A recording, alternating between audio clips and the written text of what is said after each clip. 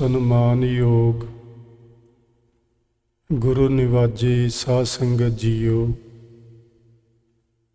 ਆਪ ਜੀ ਨੇ ਗੁਰਬਾਣੀ ਕੀਰਤਨ ਦਾ ਆਨੰਦ ਮਾਣਿਆ ਹੈ। ਆਓ ਹੁਣ ਆਪਣੀਆਂ ਮਨੋਬਿਰਤੀਆਂ ਅੱਜ ਦੀ ਵਿਚਾਰਧਾਰਾ ਨਾਲ ਜੋੜਨ ਦਾ ਯਤਨ ਕਰੀਏ। ਆਪਾਂ ਪਿਛਲੇ ਲੰਮੇ ਸਮੇਂ ਤੋਂ ਗੁਰਬਾਣੀ ਸਿਰਲੇਖਾਂ ਤੇ ਵਿਚਾਰ ਕਰਦੇ ਆ ਰਹੇ ਸੀ,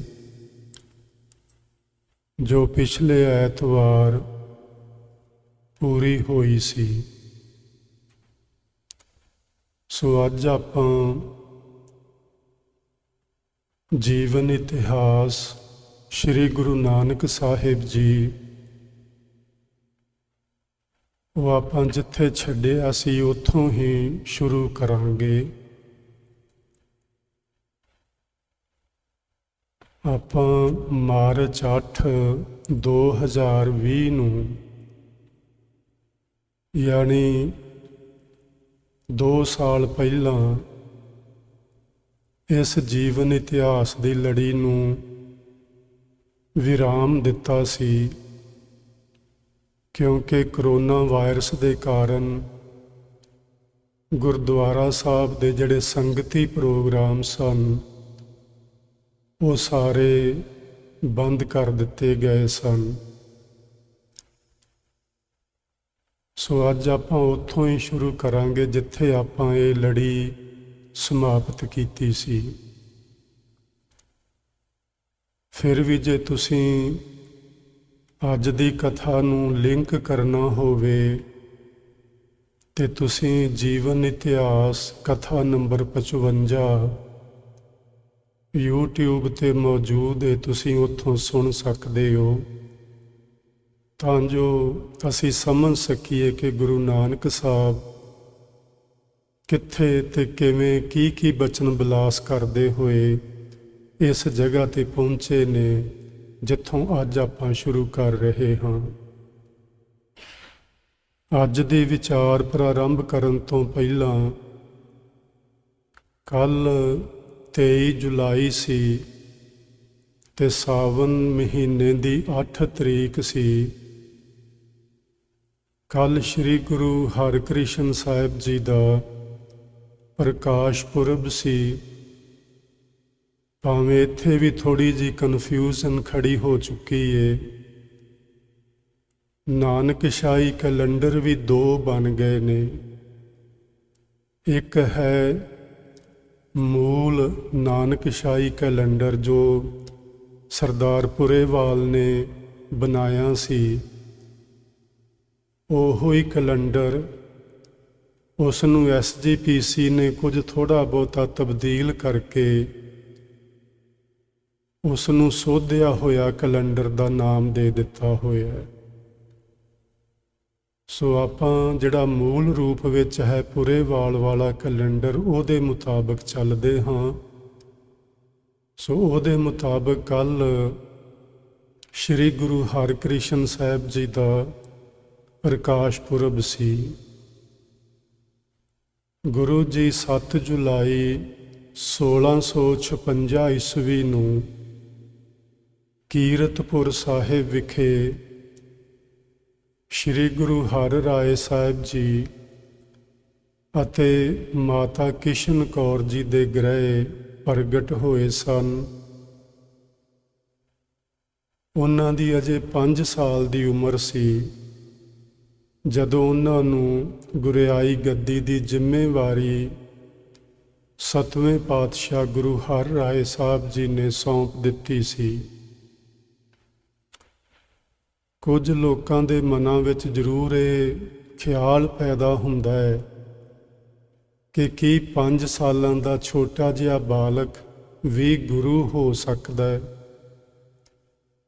ਸੋ ਬਹੁਤ ਸਾਰੇ ਪ੍ਰਮਾਣ ਨੇ ਆਪਣੇ ਕੋਲ ਇਤਿਹਾਸ ਵਿੱਚ ਕਿ ਇਸ ਉਮਰ ਦੇ ਬਹੁਤ ਸਾਰੇ ਬਾਲ ਉਹ ਬੜੇ ਵੱਡੇ ਕਰਨੀ ਵਾਲੇ ਮਹਾਂਪੁਰਸ਼ ਹੋਏ ਨੇ। ਜਿਨ੍ਹਾਂ ਵਿੱਚੋਂ ਭਗਤ ਪ੍ਰਹਿਲਾਦ ਤੇ ਭਗਤ ਧਰੂ ਦਾ ਜ਼ਿਕਰ ਗੁਰਬਾਣੀ ਵਿੱਚ ਆਉਂਦਾ ਹੈ। ਬਾਣੀ ਵਿੱਚ ਇਹ ਬਚਨ ਲਿਖੇ ਨੇ, ਪਾਂਚ ਬਰਖ ਕੋ ਅਨਾਥ ਧਰੂ ਬਾਰਕ, ਹਰ ਸਿਮਰਤ ਅਮਰ ਅਟਾਰੇ। 5 ਸਾਲਾਂ ਦਾ ਸੀ ਬਾਲਕ ਧਰੂ ਭਗਤ, ਪਰਮੇਸ਼ਵਰ ਦਾ ਨਾਮ ਸਿਮਰਨ ਕਰਕੇ ਉਹ ਅਮਰ ਪਦਵੀ ਨੂੰ ਪ੍ਰਾਪਤ ਹੋ ਗਿਆ ਸੀ। ਸੋ ਗੁਰੂ ਹਰਿਕ੍ਰਿਸ਼ਨ ਸਾਹਿਬ ਮਹਾਰਾਜ 5 ਸਾਲ ਦੀ ਉਮਰ ਵਿੱਚ ਗੁਰੂ ਬਣੇ ਸਨ। ਆਪਾਂ ਪਹਿਲਾਂ ਕਈ ਵਾਰੀ ਇਹ ਗੱਲ ਕਰ ਚੁੱਕੇ ਹਾਂ ਕਿ ਗੁਰੂ ਜੋਤ ਹੁੰਦੀ ਏ, ਗੁਰੂ ਸਰੀਰ ਨਹੀਂ ਹੁੰਦਾ। ਗੁਰੂ ਨਾਨਕ ਸਾਹਿਬ ਜੀ ਨੇ ਜਿਸ ਵੀ ਸਰੀਰ ਵਿੱਚ ਆਪਣੀ ਜੋਤ ਨੂੰ ਟਿਕਾਇਆ ਉਹ ਗੁਰੂ ਬਣ ਗਿਆ। ਭਾਵੇਂ ਗੁਰੂ ਅਮਰਦਾਸ ਜੀ ਤਕਰੀਬਨ 72 ਸਾਲਾਂ ਦੀ ਉਮਰ ਵਿੱਚ ਜਾ ਕੇ ਗੁਰੂ ਬਣੇ, ਤੇ ਭਾਵੇਂ ਗੁਰੂ ਹਰਿਕ੍ਰਿਸ਼ਨ ਸਾਹਿਬ 5 ਸਾਲਾਂ ਦੀ ਉਮਰ ਵਿੱਚ ਗੁਰੂ ਬਣੇ। ਗੁਰੂ ਹਰਿਕ੍ਰਿਸ਼ਨ ਸਾਹਿਬ ਜੀ ਤਕਰੀਬਨ 3 ਕੁ ਸਾਲ ਗੁਰਿਆਈ ਦੀ ਜ਼ਿੰਮੇਵਾਰੀ ਨੂੰ ਨਿਭਾਉਂਦੇ ਨੇ। 8 ਕੁ ਸਾਲਾਂ ਦੀ ਉਮਰ ਵਿੱਚ ਉਹ ਜੋਤੀ ਜੋਤ ਵੀ ਸਮਾ ਗਏ ਸਨ। ਇਹ ਜਿਹੜਾ 3 ਸਾਲ ਦਾ ਸਮਾਂ ਹੈ, ਇਹਦੇ ਵਿੱਚ ਉਹਨਾਂ ਨੇ ਕਈ ਇਹੋ ਜਿਹੇ ਮਾਨਵਤਾ ਨੂੰ ਸੇਧ ਦੇਣ ਵਾਲੇ ਬਚਨ ਆਖੇ ਨੇ, ਜਿਨ੍ਹਾਂ ਵਿੱਚੋਂ ਇੱਕ ਬਚਨ ਮੈਂ ਤੁਹਾਡੇ ਨਾਲ ਸਾਂਝਾ ਕਰਨਾ ਚਾਹੁੰਦਾ। ਕਾਂਸ਼ੀ ਤੋਂ ਇੱਕ ਪੰਡਿਤ, ਜਿਨ੍ਹਾਂ ਦਾ ਨਾਮ ਬੈਸੰਤਰ ਕਰਕੇ ਇਤਿਹਾਸ ਵਿੱਚ ਲਿਖਿਆ ਹੈ, ਉਹ ਸਤਿਗੁਰੂ ਜੀ ਦੇ ਦਰਸ਼ਨਾਂ ਨੂੰ ਆਇਆ ਸੀ। ਦਰਸ਼ਨ ਕਰਨ ਕਿਉਂ ਆਇਆ, ਇਸ ਦਾ ਵੀ ਇੱਕ ਕਾਰਨ ਹੈ। ਆਪਾਂ ਜਦੋਂ ਅਰਦਾਸ ਕਰਦੇ ਹਾਂ, ਭਾਵੇਂ ਇਹ ਅਰਦਾਸ 10ਵੇਂ ਪਾਤਸ਼ਾਹ ਦੇ ਵੇਲੇ ਲਿਖੀ ਗਈ ਏ, ਪਹਿਲੀ ਪੌੜੀ, ਉਹਦੇ ਵਿੱਚ ਇਹ ਬਚਨ ਆਉਂਦਾ ਹੈ ਕਿ ਸ਼੍ਰੀ ਹਰਿਕ੍ਰਿਸ਼ਨ ਧਿਆਈਐ, ਜਿਸ ਡਿਠੈ ਸਭ ਦੁੱਖ ਜਾਏ। ਜਿੰਨੇ ਵੀ ਦੁੱਖ ਨੇ, ਚਾਹੇ ਉਹ ਮਾਨਸਿਕ ਨੇ ਤੇ ਚਾਹੇ ਉਹ ਸਰੀਰਕ ਨੇ, ਗੁਰੂ ਜੀ ਦਾ ਦਰਸ਼ਨ ਕਰਕੇ ਉਹ ਦੂਰ ਹੋ ਜਾਂਦੇ ਨੇ।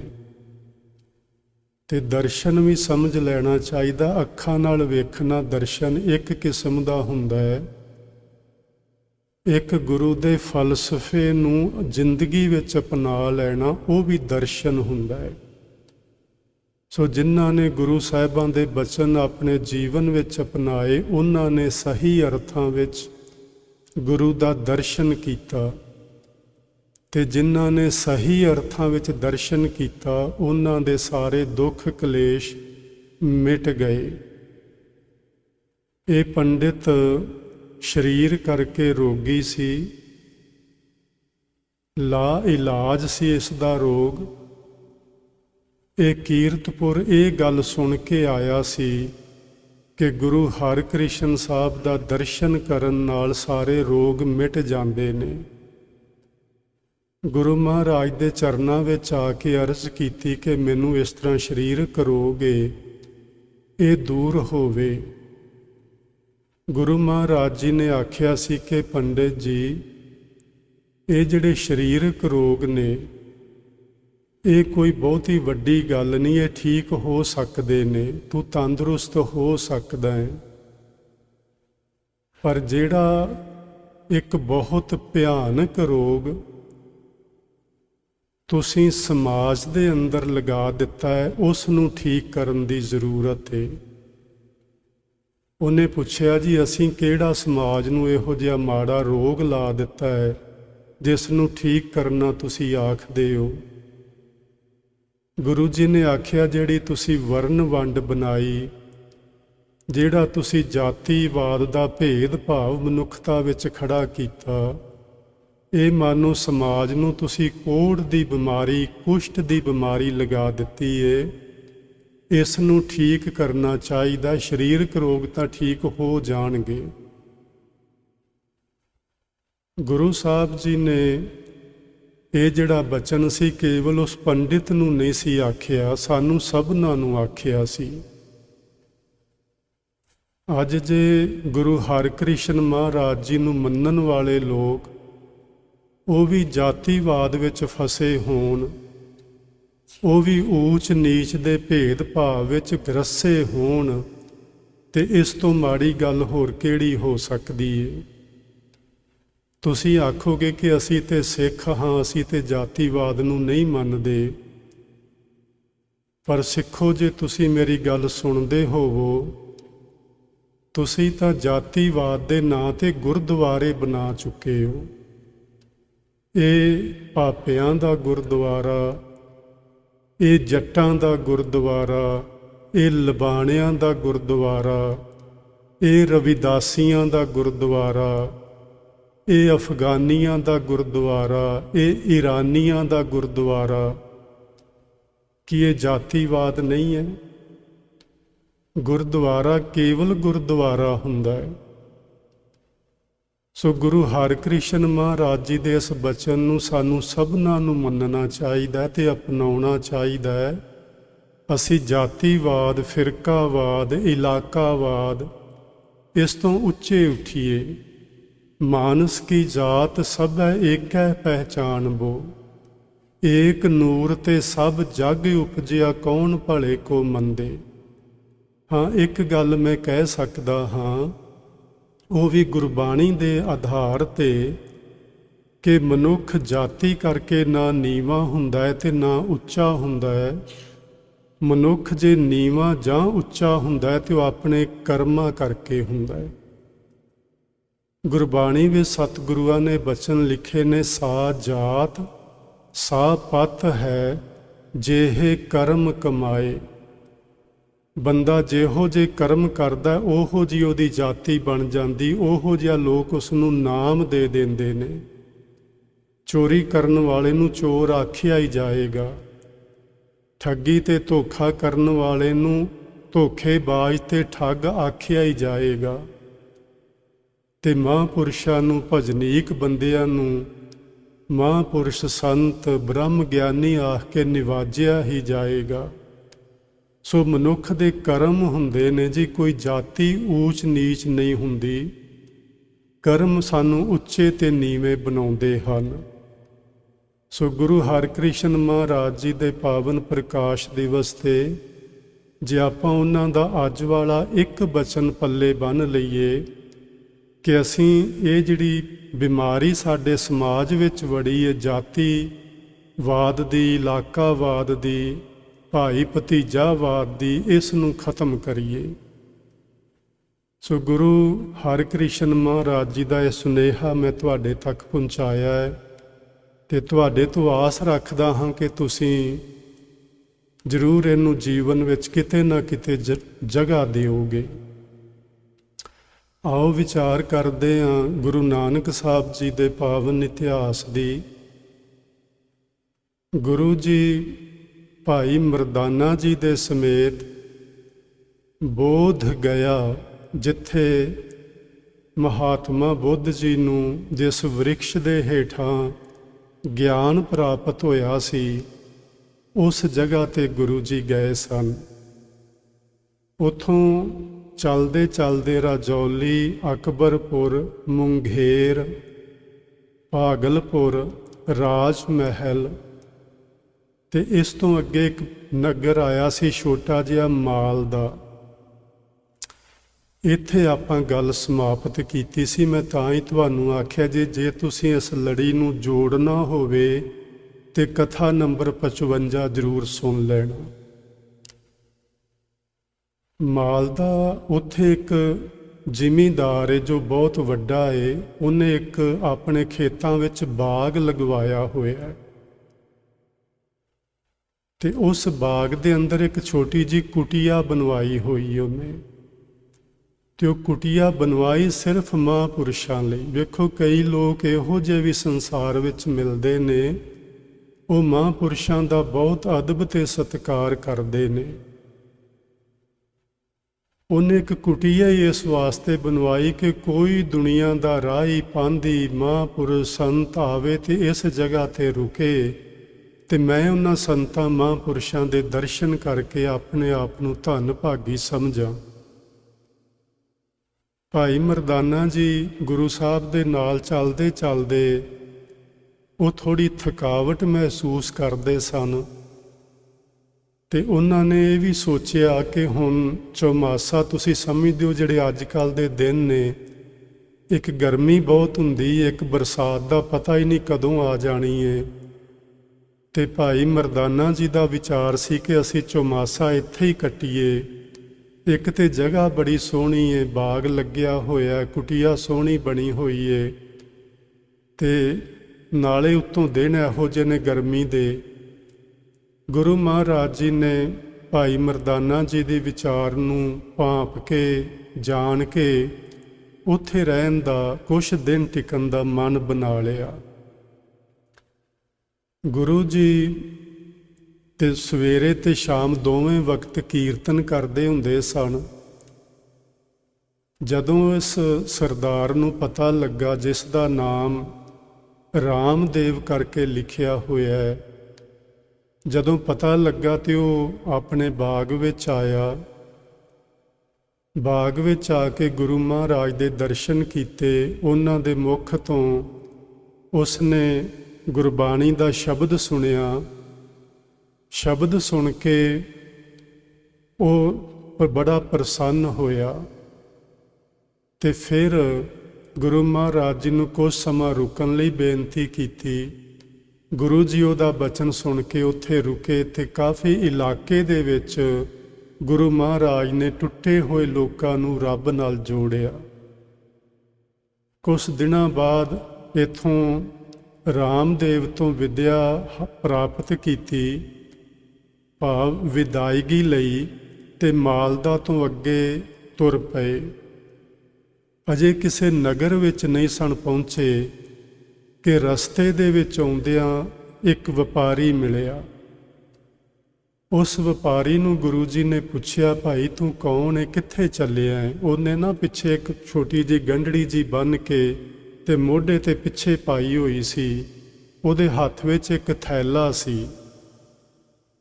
ਜਦੋਂ ਗੁਰੂ ਜੀ ਨੇ ਪੁੱਛਿਆ ਵੀ ਤੂੰ ਕੌਣ ਹੈ, ਕਿੱਥੇ ਚੱਲਿਆ ਹੈ, ਤੇ ਉਹਨੇ ਗੁਰੂ ਜੀ ਵੱਲ ਜਦੋਂ ਝਾਤੀ ਮਾਰੀ ਤੇ ਦੋਹਾਂ ਦੀ ਨਿਗਾਹ ਟਕਰਾਈ, ਅੱਖਾਂ ਵਿੱਚ ਅੱਖਾਂ ਪਈਆਂ।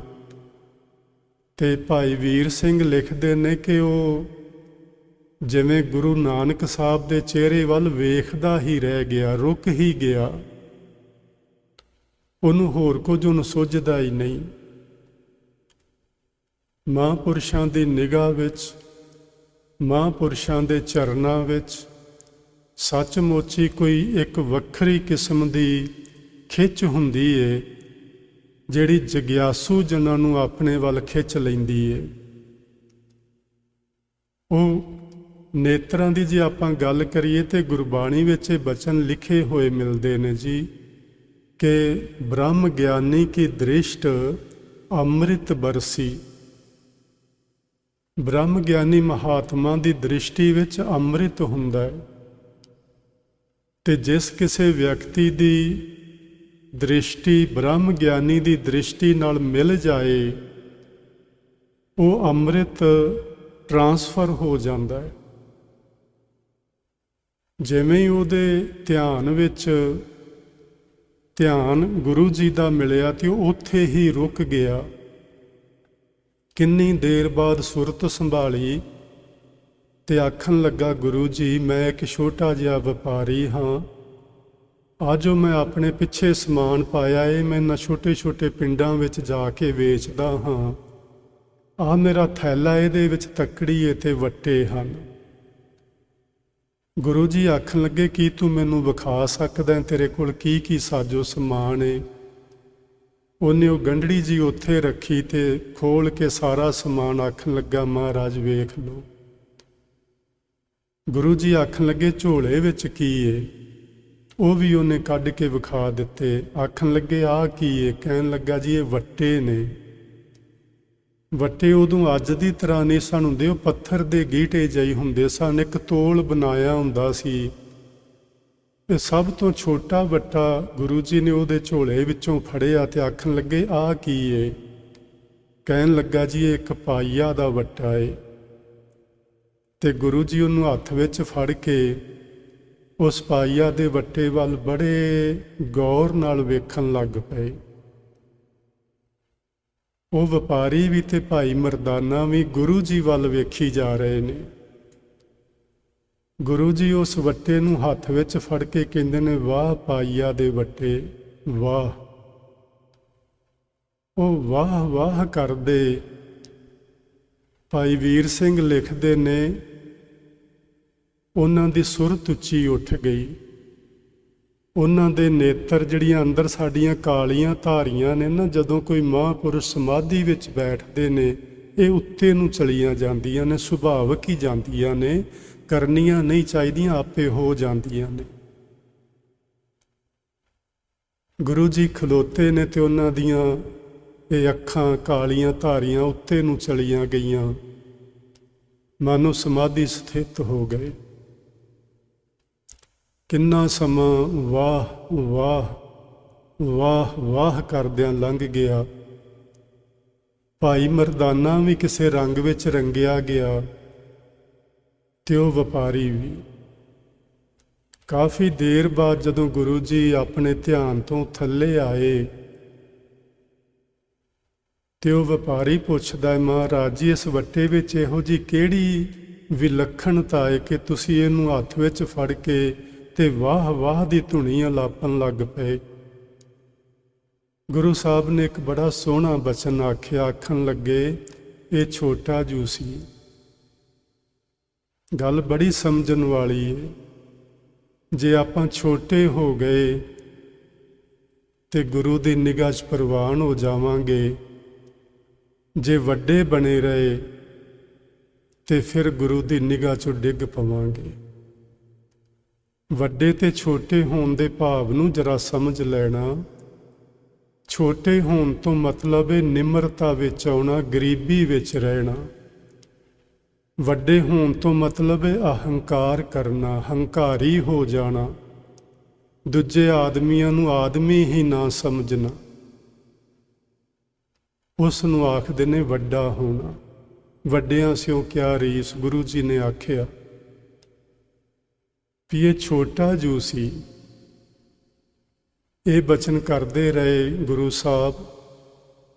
ਇਹ ਬਚਨ ਸੁਣ ਕੇ ਉਹ ਵਪਾਰੀ ਨਾ ਗੁਰੂ ਜੀ ਦੇ ਚਰਨਾਂ ਤੇ ਟਹਿ ਪਿਆ।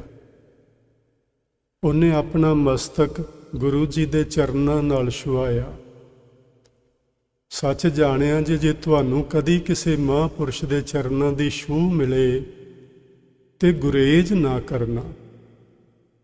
ਆਪਾਂ ਨੂੰ ਵੈਸੇ ਜ਼ਿਆਦਾਤਰ ਇਹ ਹੀ ਆਖਿਆ ਜਾਂਦਾ ਹੈ ਵੀ ਕਿਸੇ ਨੂੰ ਮੱਥਾ ਨਹੀਂ ਟੇਕਣਾ, ਉਹ ਨਹੀਂ ਕਰਨਾ, ਆਹ ਨਹੀਂ ਕਰਨਾ।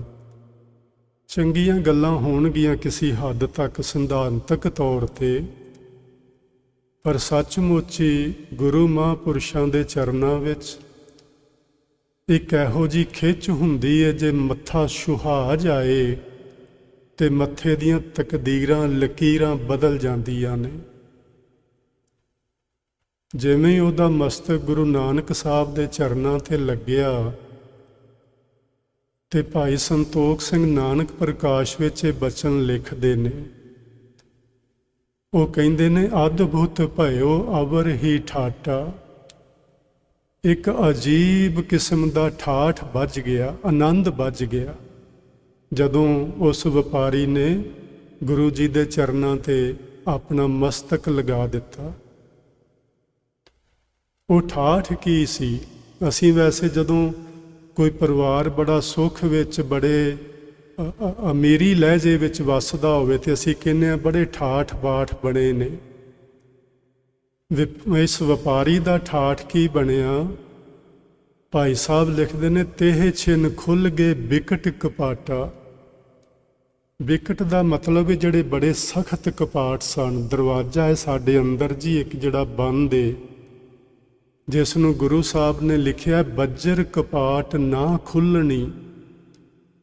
ਬੱਜਰ ਦਾ ਮਤਲਬ ਹੁੰਦਾ ਹੈ ਜਿਵੇਂ ਪੱਥਰ ਦੇ ਦਰਵਾਜ਼ੇ ਲੱਗੇ ਹੋਣ। ਸਾਡੇ ਦਿਮਾਗ ਵਿੱਚ ਜਿਸ ਨੂੰ ਗੁਰਬਾਣੀ ਵਿੱਚ 10ਵਾਂ ਦਰ ਆਖਦੇ ਨੇ, ਉਸ ਦਰ ਦੇ ਜਿਹੜੇ ਦਰਵਾਜ਼ੇ ਨੇ ਉਹ ਪੱਥਰ ਵਰਗੇ ਲੱਗੇ ਹੋਏ ਨੇ, ਕਿਉਂਕਿ ਜਨਮਾਂ ਜਨਮਾਂ ਦੇ ਅਸੀਂ ਵਿਕਾਰਾਂ ਵਿੱਚ ਰੁੱਝੇ ਹੋਏ ਹਾਂ, ਮੋਹ ਮਮਤਾ ਵਿੱਚ ਫਸੇ ਹੋਏ ਹਾਂ, ਤੇ ਉਹ ਦਰਵਾਜ਼ੇ ਇਹ ਵਿਕਾਰਾਂ ਦੀ ਮੈਲ ਲੱਗ ਲੱਗ ਕੇ ਪੱਕੇ ਹੁੰਦੇ ਹੁੰਦੇ ਇੰਨੇ ਪੱਕੇ ਹੋ ਗਏ ਨੇ ਕਿ ਉਹ ਹੁਣ ਖੁੱਲ੍ਹਣ ਦਾ ਨਾਂ ਨਹੀਂ ਲੈਂਦੇ, ਜੰਮ ਗਏ ਨੇ ਜਿੱਥੇ ਖੜੇ ਖੜੋਤੇ। ਬੱਜਰ ਕਪਾਟ ਨਾ ਖੁੱਲ੍ਹਣੀ, ਖੁੱਲ੍ਹਣਗੇ ਕਿਵੇਂ? ਗੁਰ ਸ਼ਬਦ ਖੁੱਲੀਜੈ, ਗੁਰੂ ਦੇ ਸ਼ਬਦ ਦੁਆਰਾ, ਗੁਰੂ ਦੇ ਬਖਸ਼ੇ ਹੋਏ ਗੁਰਮੰਤਰ ਦੁਆਰਾ ਉਹ ਬੱਜਰ ਕਪਾਟ, ਉਹ ਸਖਤ ਦਰਵਾਜ਼ਾ ਖੁੱਲ੍ਹ ਸਕਦਾ ਹੈ। ਤੇ ਇਸ ਵਪਾਰੀ ਦਾ ਉਹ ਦਰਵਾਜ਼ਾ ਸਿਰਫ ਚਰਨਾਂ ਦੀ ਛੋਹ ਨਾਲ ਹੀ ਖੁੱਲ੍ਹ ਗਿਆ, ਕੁਝ ਵੀ ਨਹੀਂ ਕੀਤਾ, ਕੋਈ ਜਪ ਤਪ ਨਹੀਂ ਕਮਾਇਆ, ਕੋਈ ਭਗਤੀ ਨਹੀਂ ਕੀਤੀ, ਕੋਈ ਸੇਵਾ ਕਰਨ ਨਹੀਂ ਕਿਤੇ ਗਿਆ, ਤੇ ਇਹ ਛਿਨ ਖੁੱਲ੍ਹ ਗਏ ਬਿਕਟ ਕਪਾਟਾ। ਚਰਨਾਂ ਦੀ ਛੋਹ ਪ੍ਰਾਪਤ ਹੋਣ ਦੀ ਦੇਰ ਸੀ ਕਿ 10ਵਾਂ ਦਰ ਖੁੱਲ੍ਹ ਗਿਆ। ਜਾਗਿਓ ਗਿਆਨ ਦੁਬਿਧਾ ਸਭ ਖੋਈ। ਗੁਰੂ ਜੀ ਦੇ ਚਰਨਾਂ ਦੀ ਛੋਹ ਪ੍ਰਾਪਤ ਕਰਦਿਆਂ ਹੀ ਅੰਦਰ ਗਿਆਨ ਦਾ ਪ੍ਰਕਾਸ਼ ਹੋ ਗਿਆ। ਜਿਹੜੀ ਦੁਬਿਧਾ ਸੀ, ਦੁਚਿੱਤਾਪਣ ਸੀ ਅੰਦਰ, ਉਹ ਸਾਰਾ ਖਤਮ ਹੋ ਗਿਆ। ਤੇ ਭਾਈ ਸਾਹਿਬ ਨੇ ਲਿਖਿਆ, ਤੀਨ ਲੋਕ ਕੀ ਸੁਧ ਉਰ ਹੋਈ। ਉਰ ਦਾ ਮਤਲਬ ਹੁੰਦਾ ਜੀ ਹਿਰਦਾ। ਹਿਰਦੇ ਵਿੱਚ ਤਿੰਨਾਂ ਲੋਕਾਂ ਦੀ ਸੋਝੀ ਹੋ ਗਈ, 3 ਲੋਕ ਦਿਸਣ ਲੱਗ ਪਏ। ਅਸੀਂ ਇਤਿਹਾਸ ਪੜ੍ਹਿਆ ਹੈ ਗੁਰੂ ਨਾਨਕ ਸਾਹਿਬ ਜੀ ਦਾ, ਤੁਸੀਂ ਪਹਿਲੀਆਂ 1-2 ਕਥਾ ਵਿੱਚ ਸੁਣ ਲੈਣਾ। ਉੱਥੇ ਇੱਕ ਗੁਰੂ ਮਹਾਰਾਜ ਜੀ ਦੇ ਘਰ ਵਿੱਚ ਨਾ ਮਾਤਾ ਪਿਤਾ ਨੇ ਇੱਕ ਸੇਵਿਕਾ ਰੱਖੀ ਹੋਈ ਸੀ, ਘਰ ਦੇ ਵਿੱਚ ਸੇਵਾ ਕਰਾਉਣ ਲਈ, ਮਾਤਾ ਜੀ ਦੇ ਨਾਲ ਰੋਟੀ ਪਾਣੀ ਦੀ ਸੇਵਾ। ਇੱਕ ਦਿਨ ਮਾਤਾ ਜੀ ਨੇ ਆਖਿਆ ਸੀ ਕਿ ਬੇਟੇ ਨੂੰ ਅੰਦਰੋਂ ਉਠਾ ਕੇ ਲਿਆ। ਗੁਰੂ ਨਾਨਕ ਸਾਹਿਬ ਨੂੰ ਅੰਦਰ ਆਰਾਮ ਕਰਦੇ ਸਨ। ਗੁਰੂ ਨਾਨਕ ਸਾਹਿਬ ਨੇ ਆਪਣੇ ਚਿਹਰੇ ਉੱਤੇ ਚਾਦਰ ਲਈ ਹੋਈ ਸੀ, ਮੰਜੇ ਤੇ ਪਏ ਸਨ, ਤੇ ਉਹਨਾਂ ਦਾ ਪੈਰ ਨੰਗਾ ਸੀ। ਉਹ ਸੇਵਿਕਾ ਅੰਦਰ ਗਈ, ਦਾਸੀ ਅੰਦਰ ਗਈ, ਤੇ ਗੁਰੂ ਨਾਨਕ ਸਾਹਿਬ ਨੂੰ ਹਿਲਾ ਕੇ ਜਾਂ ਆਵਾਜ਼ ਦੇ ਕੇ ਉਠਾਉਣ ਦੀ ਬਜਾਏ ਉਸ ਨੇ ਉਹਨਾਂ ਦੇ ਚਰਨਾਂ ਨੂੰ ਛੂਹਿਆ। ਚਰਨ ਇੱਕ ਨੰਗਾ ਸੀ। ਉਹਨਾਂ ਨੂੰ ਪਤਾ ਸੀ, ਕਿਉਂਕਿ ਉਹ ਬੇਬੇ ਨਾਨਕੀ ਜੀ ਤੋਂ ਗੁਰੂ ਨਾਨਕ ਸਾਹਿਬ ਬਾਰੇ ਬਹੁਤ ਕੁਝ ਸੁਣ ਚੁੱਕੀ ਸੀ, ਕਿ ਮੇਰਾ ਵੀਰ ਇੱਕ ਇਨਸਾਨ ਨਹੀਂ, ਇਹ ਸੱਚੀ ਮੁੱਚੀ ਦਾ ਭਗਵਾਨ ਹੈ। ਇਹਦੇ ਵਿੱਚ ਭਗਵਾਨ ਆ ਗਿਆ, ਇਸ ਸਰੀਰ ਦੇ ਵਿੱਚ। ਜਿਵੇਂ ਉਹਨੇ ਚਰਨ ਛੂਹਿਆ, ਉਠਾਉਣ ਵਾਸਤੇ ਭਾਵੇਂ ਛੂਹਿਆ ਸੀ, ਤੇ ਛੇਤੀ ਨਾਲ ਭੱਜ ਕੇ ਬਾਹਰ ਆ ਗਈ। ਆ ਕੇ ਮਾਤਾ ਜੀ ਨੂੰ ਆਖਣ ਲੱਗੀ, ਮਾਤਾ ਜੀ ਨਾਨਕ ਵੀਰ ਇੱਥੇ ਨਹੀਂ, ਜਦੋਂ ਕਿ ਉਹ ਮੰਜੇ ਤੇ ਪਏ ਹੋਏ ਸਨ ਅੰਦਰ।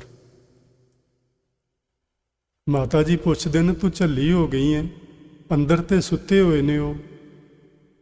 ਕਹਿੰਦੀ, ਨਹੀਂ ਮਾਂ, ਤੈਨੂੰ ਲੱਗਦਾ ਸੁੱਤੇ ਹੋਏ ਨੇ, ਮੈਨੂੰ ਪੁੱਛ, ਉਹ ਕਿਸੇ ਦੇ ਭਲੇ ਲਈ ਕਿਤੇ ਗਏ ਹੋਏ ਨੇ। ਉਹ ਇੱਕ ਕਹਾਣੀ ਹੈ ਵੱਖਰੀ, ਫਿਰ ਕਦੀ ਕਰ ਲਵਾਂਗੇ। ਵੈਸੇ ਤੁਸੀਂ ਸੁਣ ਸਕਦੇ ਹੋ ਪਿੱਛੇ ਜਾ ਕੇ। ਬਸ ਚਰਨਾਂ ਨੂੰ ਛੂਹਣ ਦੀ ਦੇਰ ਸੀ ਕਿ 3 ਲੋਕਾਂ ਦੀ ਸੋਝੀ ਹੋ ਗਈ ਉਸ ਦਾਸੀ ਨੂੰ। ਗੁਰੂ ਨਾਨਕ ਇਸ ਵਕਤ ਕਿੱਥੇ ਹਨ, ਉਹਨਾਂ ਨੂੰ ਨਜ਼ਰ ਆ ਰਹੇ ਸਨ। ਇਸੇ ਤਰ੍ਹਾਂ ਇਸ ਵਪਾਰੀ ਨੂੰ 3 ਲੋਕਾਂ ਦੀ ਸੋਝੀ ਹੋ ਗਈ। ਮੈਂ ਜੀ ਇੱਕ ਸਾਧੂ ਦੇ ਦਰਸ਼ਨ ਕੀਤੇ ਸਨ, ਪੁਰਾਣੀ ਗੱਲ 30-35 ਵਰ੍ਹੇ ਪਹਿਲਾਂ। ਉਹ ਇਹ ਗੱਲ ਕਹਿੰਦੇ ਹੁੰਦੇ ਸਨ ਕਿ ਮੈਨੂੰ 3 ਲੋਕ ਇਸ ਤਰ੍ਹਾਂ ਨਜ਼ਰ ਆਉਂਦੇ ਨੇ, ਜਿਵੇਂ ਮੈਂ ਹੱਥ ਦੀ ਤਲੀ ਉੱਤੇ ਆਂਵਲਾ ਰੱਖਿਆ ਹੋਵੇ, ਤੇ ਉਹਨੂੰ ਵੇਖੋ ਨਾ, ਚਫੇਰਿਓਂ ਵੇਖ ਸਕੀਦਾ। ਉਹ ਕਹਿੰਦੇ ਸਨ ਮੈਨੂੰ 3 ਲੋਕ ਇਸ ਤਰ੍ਹਾਂ ਨਜ਼ਰ ਆਉਂਦੇ ਨੇ। ਔਰ ਇਹ ਕੋਈ ਅਤ ਕਥਨੀ ਨਹੀਂ। ਬੇਸ਼ੱਕ ਭਲੇ ਹੀ ਅਸੀਂ ਇਸ ਗੱਲ ਨੂੰ ਨਾ ਸਮਝ ਪਾਈਏ, क्योंकि साडी सोच, साडी समझ, साडा ज्ञान इन्ना अजे विकसित नहीं होया। तीन लोक की सुध उर होई, तिन्ना लोकां दी सोझी आ गई। ते भाई साहब ने ना अगे एक सवाल खड़ा कीता है। वो सवाल यह है कि इस बंदे ने किहड़ा सिमरन कीता, किहड़ा अभ्यास कीता, इन्हें किहड़ी कमाई कीती कि इहदे कपाट खुल गए ते इहनूं तिन्नां लोकां दी सोझी आ गई। गुरु नानक साहब ने उस सवाल का जवाब दिता। आखन लगे, पूरब जन्म पुन इस केरे, मिल सत संगत कीन कनेरे। इस जन्म विच इहने कुछ भी नहीं कीता, पर असीं इसे जन्म दे मालक नहीं हाँ जी, असीं जन्मां जन्मां तो चले आउणे आ। पूरब जन्म पुन इस केरे। ते गुरबाणी विच पता की बचन लिखे ने, पूरब साडे जिहड़े अंदर ना कोई बीज किसे वक्त दा पिया हुंदा है, वो बीज उगदा कदों है। तुसी जमीन विच बीज पा दो ना, इत्थे ते आम करके कणक बीज दिंदे ने 6 महीने पहलां ही, ते जदों मींह पैंदा है उहदे नाल जमीन गिल्ली हुंदी है, वत्तर बनदा ते ओह कणक अपने आप उग पैंदी है। जिन्ना चिर बरसात नहीं हुंदी उन्ना चिर वो कणक उसे जगह ते पई रहिंदी है, खेतां विच उत्ते सुहागा दे दिंदे ने, वो लुकी हुई कणक अंदर पई रहिंदी है। बरसात हुंदी है ते कणक उग पैंदी है। साडे संतह करन दे अंदर जन्मां जन्मां दे बीज बीजे होए ने, जो भी आपां बीजे ने वो उगदे रहिंदे ने समय समय। इसे तरह जिन्हां लोकां ने नाम सिमरन दा बीज बीजिया हुंदा है, उन्हां दे अंदर वो बीज कदों उगदा है, जदों कोई महापुरुष मिलदा है। पूरब पिछले कीते हुए कर्म जिहड़े ने, वो जदों ही महापुरुष मिलदा है कोई, वो साडे अंदरों प्रगट हो आउंदे ने। ते सानू सबनां नूं चाहीदा कि असीं कोई चंगा कर्म कमाईए। ते चंगे कर्म तो मेरा मतलब है सिमरन ते सेवा। पूरब जन्म पुन इस केरे, मिल सत संगत कीन कनेरे। इन्हें किते पिछलियां जन्मां विच सत संगत विच मिल के बहुत सारे पुण्य कर्म कीते हुए सन, जिस करके इस नूं चरनां दी शोह गुरु जी दे मिलन दे नाल ही ਇਹਦੇ कपाट खुल गए ते इनू तिन्ना लोकां दी सोझी आ गई। फिर अगला सवाल कि इन्नी छेती किवें हो गया। गुरु जी ने आख्या, दीपक बाती तेल युग, पावक लावन देर। युग का मतलब जी संजोग। दीवा होवे, दीवे विच बत्ती होवे ते दीवे दे विच तेल होवे, तीन चीज़ां दा जे सुमेल हो जाए। पावक लावन देर, उन्हूं माड़ी जी अग लाउण दी देर हुंदी है। जिन्ना मर्जी कईयां जुगां दा हनेरा होवे कोठे विच, बस अग लगदी ही हनेरा गायब हो जांदा ते सारे कमरे विच प्रकाश हो जांदा, देरी नहीं लगदी। ऐसा नहीं हुंदा कि 4 जुगां दा हनेरा सी इस कमरे ते नूं निकलण नूं भी 4 जुग लगणगे, ऐसा नहीं हुंदा। हनेरा जिन्ना मर्जी पुराना होवे, अग बलदियां ही हनेरा गायब हो जांदा है। दीपक बाती तेल युग, इन्हां तिन्नां दा मिलाप होवे ते फिर उहनूं बत्ती नूं अग लगा दित्ती जावे। होए है रोशन तुरत जिम, त्यों इसको तू हेर। भाई साहब कहते ने, गुरु नानक साहब ने बचन आख्या कि जिवें अग्नि लगांदियां ही हनेरा गायब हो जाता है, इसे तरह मनुख दे अंदर नाम दी छोटी जी चिंगारी लगदियां ही ज्ञान दा प्रकाश हो जाता है। गुरु साहब ने एक बचन गुरबाणी च लिखिया जी, ਪੰਜਵੇਂ ਪਾਤਸ਼ਾਹ ਮਹਾਰਾਜ ਜੀ ਨੇ ਉਹਨਾਂ ਨੇ ਅੱਗ ਦੀ ਮਿਸਾਲ ਲਈ ਹੈ ਕਿ ਅੱਗ ਦੀ ਇੱਕ ਛੋਟੀ ਜਿਹੀ ਚਿੰਗਾਰੀ ਕਿਸ ਤਰ੍ਹਾਂ ਲੱਖਾਂ ਮਣ ਲੱਕੜੀ ਨੂੰ ਸਾੜ ਕੇ ਸੁਆਹ ਕਰ ਦਿੰਦੀ ਹੈ। ਐਸਾ ਨਹੀਂ ਹੁੰਦਾ ਕਿ ਜੇ ਲੱਖਾਂ ਮਣ ਲੱਕੜੀ ਜਲਾਣੀ ਹੈ ਆਪਾਂ ਤੇ ਲੱਖਾਂ ਮਣ ਹੀ ਅੱਗ ਚਾਹੀਦੀ ਏ। ਅੱਗ ਦੀ ਇੱਕ ਚਿੰਗਾਰੀ ਚਾਹੀਦੀ ਏ, ਲੱਕੜਾਂ ਬੇਸ਼ੱਕ ਲੱਖਾਂ ਮਣ ਹੋਣ। ਉਹ ਇੱਕ ਚਿੰਗਾਰੀ ਕਿਵੇਂ ਸਾੜ ਦਿੰਦੀ ਏ ਲੱਖਾਂ ਮਣ ਲੱਕੜ ਨੂੰ? ਕਿਉਂਕਿ ਉਸ ਲੱਖਾਂ ਮਣ ਲੱਕੜੀ ਦੇ ਅੰਦਰ ਅੱਗ ਪਹਿਲਾਂ ਹੀ ਮੌਜੂਦ ਹੁੰਦੀ ਏ। ਸਿਰਫ ਉਸ ਨੂੰ ਪ੍ਰਜਵਲਿਤ ਕਰਨਾ ਹੁੰਦਾ ਹੈ, ਉਸ ਨੂੰ ਬਾਲਣਾ ਹੁੰਦਾ ਹੈ। ਇੱਕ ਵਾਰੀ ਬਾਲ ਦਿਓ ਤੇ ਉਸ ਲੱਕੜੀ ਦੇ ਵਿੱਚ ਪਹਿਲਾਂ ਹੀ ਅੱਗ ਹੈ। ਸਗਲ ਬੈਸੰਤਰ ਦੇ ਵਿੱਚ ਨਾ ਅੱਗ ਰੱਖੀ ਹੋਈ ਹੈ ਪ੍ਰਮਾਤਮਾ ਨੇ। ਉਹ ਜਿਵੇਂ ਹੀ ਇੱਕ ਚਿੰਗਾਰੀ ਲੱਗਦੀ ਹੈ ਤੇ ਉਹ ਆਪਣੀ ਅੱਗ ਦੇ ਨਾਲ ਆਪ ਹੀ ਅੱਗੇ ਤੋਂ ਅੱਗੇ ਲੱਕੜੀ ਸੜਨੀ ਸ਼ੁਰੂ ਹੋ ਜਾਂਦੀ ਹੈ। ਇਸੇ ਤਰ੍ਹਾਂ ਸਾਡੇ ਅੰਦਰ ਪਰਮੇਸ਼ਵਰ ਜੀ ਨੇ, ਵਾਹਿਗੁਰੂ ਜੀ ਨੇ ਸਾਡੇ ਜਨਮ ਤੋਂ ਪਹਿਲਾਂ ਨਾਮ ਰੱਖਿਆ ਹੋਇਆ ਹੈ। ਬਸ ਮਹਾਂਪੁਰਸ਼ਾਂ ਦੇ ਚਰਨ ਛੋਹ ਮਿਲਣ ਦੀ ਦੇਰ ਹੁੰਦੀ ਏ, ਉਹ ਨਾਮ ਅੰਦਰੋਂ ਪ੍ਰਗਟ ਹੋ ਜਾਂਦਾ ਹੈ ਤੇ ਪ੍ਰਕਾਸ਼ ਹੋ ਪੈਂਦਾ ਹੈ। ਭਾਵੇਂ ਜੇ ਆਪਣੇ ਅੰਦਰ ਨਹੀਂ ਹੋਇਆ, ਪਰ ਇਹਦਾ ਇਹ ਮਤਲਬ ਨਹੀਂ ਲੈ ਲੈਣਾ ਕਿ ਹੁੰਦਾ ਹੀ ਨਹੀਂ, ਹੋ ਜਾਂਦਾ ਹੈ। ਉਦਾਹਰਨਾਂ ਕਿੰਨੀਆਂ ਸਾਰੀਆਂ ਨੇ, ਜਿਵੇਂ ਦੀਵਾ ਜਗਦਿਆਂ ਹਨੇਰਾ ਚਲਾ ਜਾਂਦਾ ਹੈ, ਜਿਵੇਂ ਛੋਟੀ ਜਿਹੀ ਇੱਕ ਚਿੰਗਾਰੀ ਲੱਖਾਂ ਮਣ ਲੱਕੜੀ ਸਾੜ ਦਿੰਦੀ ਏ। ਗੁਰੂ ਅਰਜਨ ਦੇਵ ਮਹਾਰਾਜ ਜੀ ਨੇ ਆਖਿਆ, ਘੋਰ ਦੁਖਿਅੰ ਅਨਿਕ ਹੱਤਿਅੰ। ਕਿਸੇ ਨੂੰ ਵੱਡੇ ਤੋਂ ਵੱਡੇ ਦੁੱਖ ਕਲੇਸ਼ ਪਏ ਹੋਣ ਉਹਦੇ ਜੀਵਨ ਵਿੱਚ, ਉਸਨੇ ਕਈ ਸਾਰੀਆਂ ਹੱਤਿਆਵਾਂ ਕੀਤੀਆਂ ਹੋਣ, ਕਤਲ ਕੀਤੇ ਹੋਏ ਹੋਣ, ਫਿਰ ਗੁਰੂ ਜੀ ਨੇ ਆਖਿਆ ਜਨਮ ਦਾਰਿਦਰੰ, ਜਨਮਾਂ ਜਨਮਾਤਰਾਂ ਦਾ ਦਲਿੱਦਰ ਪਿਆ ਹੋਵੇ, ਸੁਸਤੀ ਪਈ ਹੋਵੇ, ਗਰੀਬੀ ਘਰ ਵਿੱਚ ਹੋਵੇ। ਫਿਰ ਆਖਿਆ ਮਹਾਂ ਵਿਖਿਆਦੰ, ਵੱਡੇ ਵੱਡੇ ਝਗੜੇ ਝੇੜੇ ਗਲ ਵਿੱਚ ਪਏ ਹੋਣ। ਇਹ ਚਾਰ ਚੀਜ਼ਾਂ ਨੇ। ਇਹ ਚਾਰ ਚੀਜ਼ਾਂ ਕਿਸੇ ਮਨੁੱਖ ਦੇ ਗਲ ਵਿੱਚ ਪਈਆਂ ਹੋਣ ਤੇ ਗੁਰੂ ਜੀ ਆਖਦੇ ਨੇ ਮਿਟੰਤ ਸਗਲ, ਸਾਰੀਆਂ ਹੀ ਮਿਟ ਜਾਂਦੀਆਂ ਨੇ।